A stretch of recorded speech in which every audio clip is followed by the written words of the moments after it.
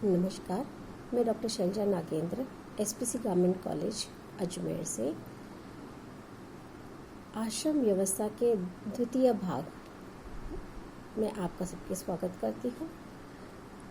प्रथम भाग में अपन ने देखा है आश्रम का अर्थ, आश्रम के प्रकार कितने हैं और ब्रह्मचर्य के आश्रम के बारे में अपन विस्तार में अपन समझे।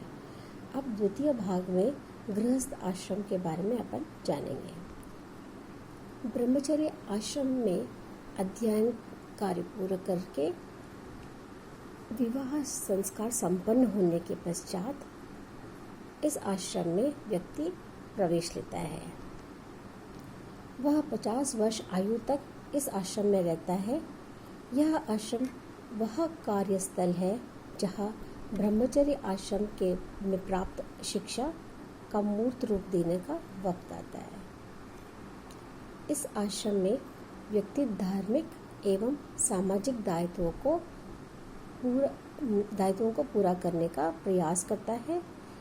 व्यक्ति मर्यादा में रहते हुए धर्म, अर्थ तथा काम नामक पुरुषार्थों को प्राप्त करने का प्रयास करता है। गृहस्थ धर्म है कि वह जीव हत्या नहीं करे,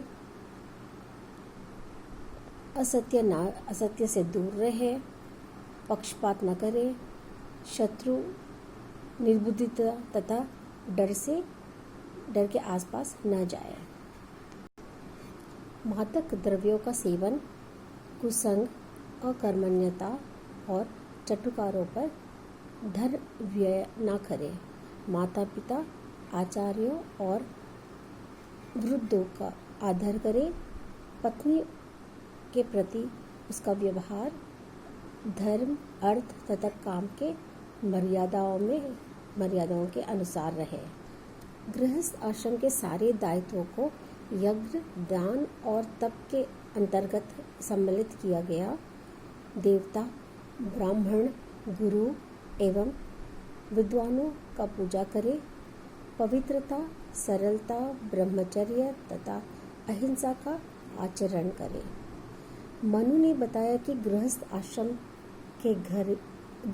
के घर में चूल्हा, चक्की, झाड़ू,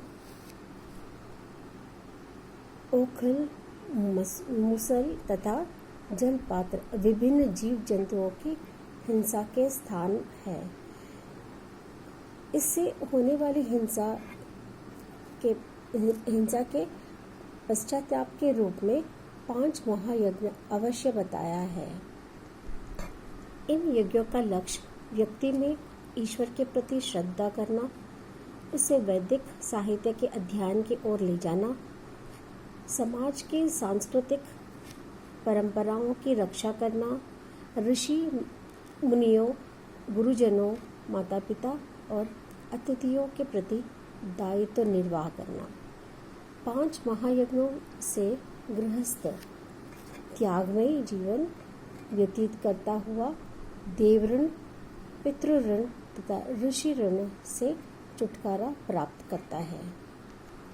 उपनिषदों, महाभारत तथा मनुस्मृतियों में स्पष्टतः बताया गया कि गृहस्थ आश्रम में जीवन व्यतीत किए बिना व्यक्ति मोक्ष प्राप्त नहीं कर सकता।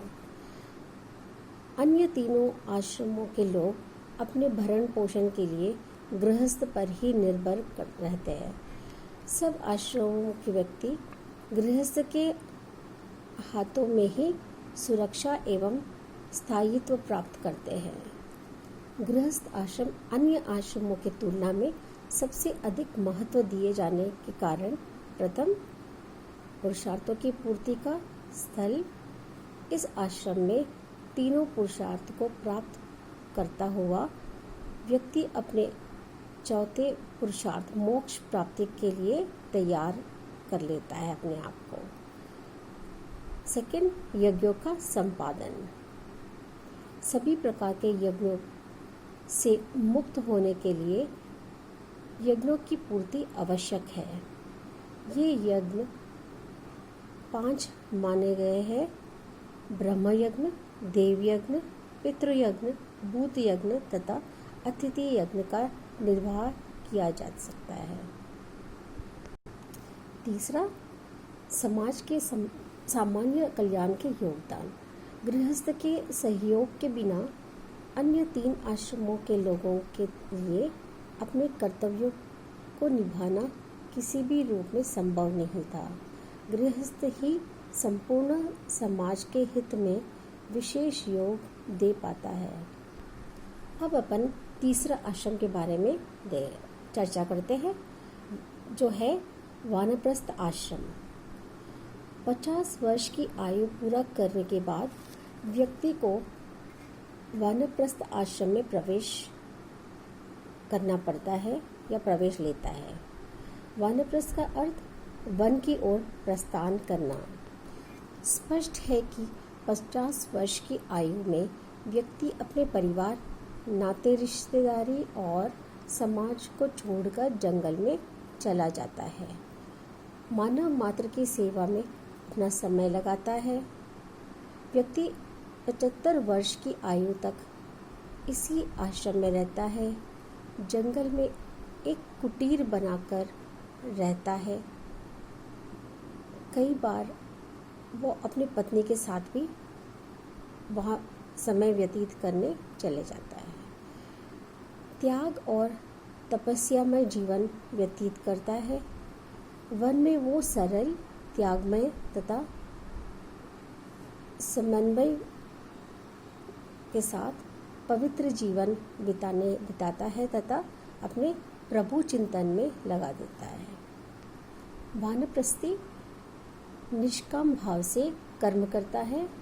वह विद्यार्थियों को निःशुल्क शिक्षा प्रदान करता है तथा साथ ही साथ उनके चरित्र निर्माण और व्यक्तित्व के विकास में महत्वपूर्ण योग देता है। इस आश्रम का मुख्य लक्ष्य व्यक्ति को संन्यास आश्रम के लिए तैयार करना है। दूसरी बात को ध्यान में रखते हुए वानप्रस्थी के कर्तव्यों को निश्चित किया गया है। फर्स्ट, संसारिक सुखों से अलग होना। दूसरा, भोजन में फलों का सेवन करना। और तीसरा, मृग चर्म या पेड़ की छाल या पत्तों से वस्त्र के लिए उपयोग में लाना। वह भोजन के लिए भिक्षु के रूप में वह जो कुछ प्राप्त करता है उसमें से दान देना और अतिथियों, जो गेस्ट अपन कहते हैं, का भी सत्कार करना है। अब अपन देखेंगे वानप्रस्थ आश्रम का महत्व। वानप्रस्थ आश्रम का महत्व रहा कि इसके माध्यम से वैयक्तिक शुद्धता तथा सामाजिक कल्याण के उद्देश्यों की पूर्ति में सहायक है। वानप्रस्थी अपने जीवन के लंबे अनुभवों और त्यागमय आदर्शों के आधार पर ब्रह्मचर्यों को शिक्षा प्रदान करता, उसका मार्गदर्शन करता और उनके चरित्र निर्माण में महत्वपूर्ण भूमिका निभाता है। वानप्रस्थ आश्रम एक ओर वानप्रस्थी के मानसिक विकास में योग देता, उसके जीवन को पवित्र बनाता और दूसरी ओर उसे सब प्रकार के सांसारिक चिंतन से मुक्त करता, संसार के प्रति विरक्ति का भाव पैदा करता और मोक्ष प्राप्ति के मार्ग पर चलने के लिए तैयार करता। इसके बाद चौथा आश्रम है संन्यास आश्रम, जो अपन पाठ 3 में भाग तृतीय में अपन चर्चा करेंगे।